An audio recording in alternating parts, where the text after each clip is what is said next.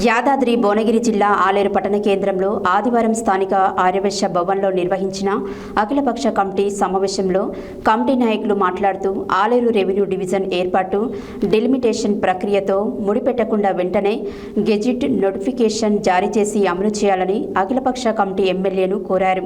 ప్రజలకు ఇచ్చిన హామీని నిలబెట్టుకుంటూ ప్రభుత్వం తక్షణమే చర్యలు చేపట్టాలని తెలిపారు. ఈ ప్రతిపాదనపై అఖిలపక్ష కమిటీ సభ్యులు తమ అభ్యంతరాన్ని వ్యక్తం చేశారు.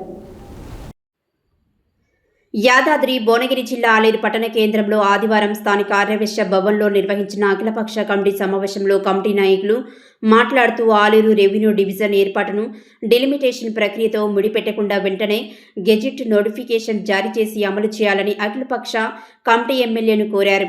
ప్రజలకు ఇచ్చిన హామీలను నిలబెట్టుకుంటూ ప్రభుత్వం తక్షణమే చర్యలు చేపట్టాలని తెలిపారు. ఈ ప్రతిపాదనపై అఖిలపక్ష కమిటీ సభ్యులు తమ అభ్యంతరాన్ని వ్యక్తం చేశారు. కాంగ్రెస్ పార్టీ అసెంబ్లీ ఎన్నికల మేనిఫెస్టోలో అధికారంలోకి వచ్చిన 100 రోజుల్లో ఆలేరు రెవెన్యూ డివిజన్ను ఏర్పాటు చేస్తామని స్పష్టమైన హామీ ఇచ్చిందని గుర్తు చేశారు. అంతేకాకుండా పలుమార్లు ప్రభుత్వ త్వరలోనే రెవెన్యూ డివిజన్ ఏర్పాటు చేస్తామని ప్రకటించిన విషయాన్ని ప్రస్తావిస్తూ ఇప్పుడు డిలిమిటేషన్ పేరుతో జాప్యం చేయడం సమంజసం కాదని అభిప్రాయపడ్డారు. ఆలేరు ప్రాంత ప్రజల చిరకాల ఆకాంక్ష అయిన రెవెన్యూ డివిజన్ ఏర్పాటును మరింత ఆలస్యం చేయకుండా వెంటనే గెజిట్ విడుదల చేసి అమలు చేయాలని కోరారు. ఈ సందర్భంగా ఇటీవల ఎమ్మెల్యే విలేకరుల సమావేశంలో చేసిన విచిత్ర పొత్తులు అనే వ్యాఖ్యలను అఖిలపక్ష కమిటీ సభ్యులు తీవ్రంగా ఖండించారు. తమ కమిటీకి రాజకీయ పార్టీలతో ఎలాంటి సంబంధం లేదని, రాజకీయాలకు అతీతంగా ఆలేరు ప్రజల చిరకాల డిమాండ్ అయిన రెవెన్యూ డివిజన్ సాధన, ప్రాంత అభివృద్ధి మాత్రమే తమ ఏకైక లక్ష్యమని స్పష్టం చేశారు. ప్రజల ఆకాంక్ష నెరవేరే వరకు తమ ఉద్యమాన్ని కొనసాగిస్తామని తెలిపారు. ఈ సమావేశంలో అఖిలపక్ష కమిటీ కన్వీనర్ పసుపునూరి వీరేశం, రాచకొండ జనార్దన్, చెక్క వెంకటేష్, మోరిగాడి రమేష్, రచ్చ రామ్ నర్సయ్య, పంతం కృష్ణ, కర్రె అశోక్, ఎలుగల వెంకటేష్, కామిటికారి అశోక్, బేతి కృష్ణ హరి, ఎలుగల కుమారస్వామి, మాంచన మల్లేశం, గొట్టిపాముల వడ్డేమాన్, బాలరాజ్, ఎర్రం భాస్కర్ తదితరులు పాల్గొన్నారు. నిన్న స్థానిక గెస్ట్ హౌస్ వద్ద ఎమ్మెల్యే గారు మా అఖిలపక్ష కమిటీ సభ్యులతోని ఈ డివిజన్ విషయం చర్చించడం జరిగింది. ఎమ్మెల్యే గారు ఏమన్నారంటే రాష్ట్ర ప్రభుత్వ పరిశీలనలో 11 రెవెన్యూ డివిజన్లు కొత్తగా అమలు చేయాలని చెప్పి ఆలోచన ఉంది. అందులో ఆలేరు కూడా ఖచ్చితంగా ఉందని చెప్పి చెప్పడం జరిగింది. తర్వాత ఏమన్నాడంటే ఇది రాష్ట్ర ప్రభుత్వ ఆలోచన డీలిమిటేషన్ తర్వాత అమలయ్యే విధంగా ఉందని చెప్పి మాతో అనడం జరిగింది. ఆ విషయాన్ని మేము వ్యతిరేకించాము. మీరు రాష్ట్ర అసెంబ్లీ ఎన్నికల సందర్భంగా 100 రోజుల్లో రెవెన్యూ డివిజన్ ఏర్పాటు చేస్తామని చెప్పి హామీ ఇచ్చారు. హామీ ఇచ్చిన ప్రకారం మీరు రెవెన్యూ డివిజన్ వెంటనే అమలయ్యేందుకు కృషి చేయాలని చెప్పి మేము కోరడం జరిగింది. దాని మీద మళ్ళీ ఎమ్మెల్యే గారు స్పందించి వెంటనే నేను రెవెన్యూ మినిస్టర్ పొంగులేటి శ్రీనివాసరెడ్డి గారి దగ్గరికి, తర్వాత రాష్ట్ర ముఖ్యమంత్రి రేవంత్ రెడ్డి గారి దగ్గరికి తీసుకెళ్ళి వెంటనే రెవెన్యూ డివిజన్ అమలు కోసం నేను ప్రయత్నిస్తానని చెప్పి మాకు హామీ ఇవ్వడం జరిగింది. అదేవిధంగా ఎమ్మెల్యే గారు నిన్న మన బంధు విషయంలో విచిత్ర పొత్తు అని చెప్పి కామెంట్ చేయడం జరిగింది. నాకు రాజకీయాలతో సంబంధం లేదు. ఆలేరు రెవెన్యూ డివిజన్ ముఖ్య ఉద్దేశం. ఆలేరు ప్రజల చిరకాల కోరిక రెవెన్యూ డివిజన్. మా అఖిలపక్ష కమిటీ చిరకాల కోరిక కూడా రెవెన్యూ డివిజన్. ఎందుకంటే ఆలేరు అభివృద్ధిలో పూర్తిగా వెనుకబడిపోతుంది.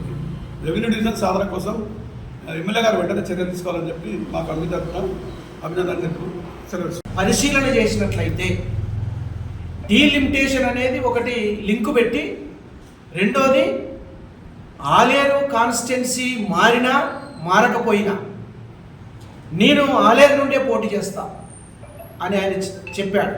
అంటే ఆలేరు కాన్స్టిట్యున్సీ అనేది మారబోతుంది అనేది ఆయన మాటల్లోనే మనకు స్పష్టమైంది. మారినా, ఒకవేళ గుట్ట అయినా ఇంకోటి అయినా నేను ఆలేరు నుండి పోటీ చేస్తా అనేది తను మాట్లాడాడు. అంటే ఆలేరు కాన్స్టిట్యున్సీ కూడా ఎగిరిపోతుంది అనేది మనకు అర్థమవుతుంది. అందుకే ఈ ఆలేరు నియోజకవర్గం అనేది ఉంటుందా పోతుందా, సందిగ్ధమైనటువంటి ఒక ఇబ్బందికరమైనటువంటి పరిస్థితులలో ఆలేరు ప్రజలు ఇబ్బంది పడుతున్నటువంటి పరిస్థితిని మనం చూస్తున్నాం. అందుకోసము డీలిమిటేషన్కు లింకు పెట్టకుండా ఆలేరు రెవెన్యూ డివిజన్ ఏర్పాటు అనేది ఇచ్చిన హామీకి కట్టుబడి అమలు చేసినప్పుడు మాత్రమే కాంగ్రెస్ పార్టీ ప్రజలలో నిలబడగలుగుతుంది అనేది మేము స్పష్టం చేస్తున్నాం. రెండోది, గత ప్రభుత్వంలో ఏర్పడినటువంటి గ్రామస్థాయి నుండి, గ్రామ పంచాయతీల నుండి మొదలుకొని మండలాలు, జిల్లాలు, డివిజన్లు ఇవన్నీ కూడా ఏర్పాటు గమనించి ప్రజల ఆకాంక్షను గుర్తించి డీలిమిటేషన్ అడ్డం పెట్టకుండా ఎమ్మెల్యే గారు, రాష్ట్ర ప్రభుత్వం revenue division Aleru revenue division చేయాల్సిన అవసరం ఉందని ఆ ఎమ్మెల్యే గారికి మేము విజ్ఞప్తి చేస్తున్నాం. రావడం మేము రెవెన్యూ డివిజన్ అఖిలపక్షంగా మీకు స్వాగతిస్తూ ఉన్నాం. కానీ మీరు చేయవలసిన పని ఏంటంటే తొందరలో రెవెన్యూ డివిజన్ ఏర్పాటు చేయడానికి మీరు ఆలోచన చేయవలసిన అవసరం ఉంటుందనేది కోరుతూ అనేక గ్రామాలు అతి తొందరగా ప్రకటించండి. ఎవరు ప్రకటించినా ఎవరు తీసుకొచ్చినా ఆ నాయకత్వాన్ని వాళ్ళ పార్టీలో ఆ సందర్భంగా ఇస్తే అలాగే ఆ పేరు వస్తుందని సందర్భంగా తెలియజేస్తూ బీర్లైలన్న గారికి మరొకసారి విజ్ఞప్తి చేస్తూ ఉన్నాం. ఎవరికి ఎవరు రాజకీయాలను మేము మీ అభివృద్ధిని మేము అడ్డుకుంటలేం, మీ చేసే కార్యక్రమాలు అడ్డుకుంటలేం. కాకపోతే కావాల్సింది రెవెన్యూ డివిజన్ ఇక్కడ ఎవరు లేరు, చిన్నపిల్లలు ఎవరు లేరు. దయచేసి మా దాంట్లో అఖిలపక్షంలో ఇబ్బంది పెట్టే మాటలు మీరు మాట్లాడుతూ దయచేసి. ఇంకొక విధంగా మీరు ఏం మాట్లాడారంటే నిన్న ఎన్నికలలో అన్ని పార్టీల వాళ్ళు నిలబడతారు, ఎవరి పార్టీ వాళ్ళు ఓట్లు వేసుకుంటే గెలుచుకుంటాం. కానీ మా దాంట్లో మా అందరికీ మీరు నాకు ఓట్లేసారని బ్లాక్మెయిల్ చేస్తున్నామన్నా. మేము మీకు ఎట్లా ఇస్తాము? మేము పార్టీగా మేము అందరం బాధ్యతలు ఉన్నాము, పూర్తి బాధ్యతలు ఉన్నాము. మేము ఎట్లా మీకు ఓటేస్తాము?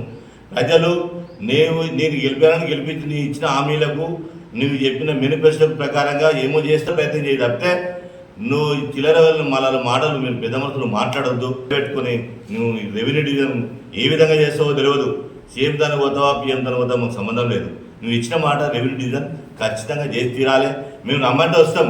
మేము వచ్చిన వాటికి కూడా డీలిమిటేషన్ అని ఏమని లేదు, రెవెన్యూ డివిజన్లు అమలు చేసినారు. కావున ఇది కూడా తొందరగా అమలు చేయగలరని మా యొక్క మనం. మేము వ్యాపార సంస్థ నుంచి మాట్లాడుతున్నాను. వ్యాపారాలు మొత్తం ఆలేరులో వెనుకబడిపోయినాయి. వ్యాపారం పెరగాలంటే జనసంద్రత లేకుండా పోతుంది. ఏమైనా ఆఫీసులు కానీ ఏమైనా మెడికల్ కాలేజీలు కానీ అలాంటివి ఏమి లేవు. ఇప్పట్లో మనకు రెవెన్యూ వస్తేనే మాకు ఒక వ్యాపారం అనేది అభివృద్ధి చెందుతుంది. ఖచ్చితంగా కూడా ఎమ్మెల్యే గారు కూడా మేము వ్యాపార సంస్థ తరఫున మేము డిమాండ్ కూడా చేశాము. ఇవరు కూడా బంద్ పాటించాము. మన 30% కూడా ఎమ్మెల్యే గారు రావడం జరిగింది. మాకు రెవెన్యూ డివిజన్ కోసం గత ఎన్నోసార్లు అడిచాలి చెప్పడం జరిగింది. 2 సార్లు అసెంబ్లీలో ఇదన్ననే అది సరి కాదు కదా. నువ్వు రాకముందుకు ఏం తీసుకొచ్చినావో వచ్చినాక ఏం తెచ్చినావో చెప్పు. ఆ ప్రజలకు చెప్పింది తీసుకొచ్చి ఆలయంలో మీకు తీసుకొచ్చామని చెప్పి మమ్మల్ని అంటే ఆ మాట అంటే ఇన్ని తీసుకొచ్చినా కూడా మీరు అంటున్నారు అంటే ఆలయ ప్రజలు స్వాగతిస్తారు.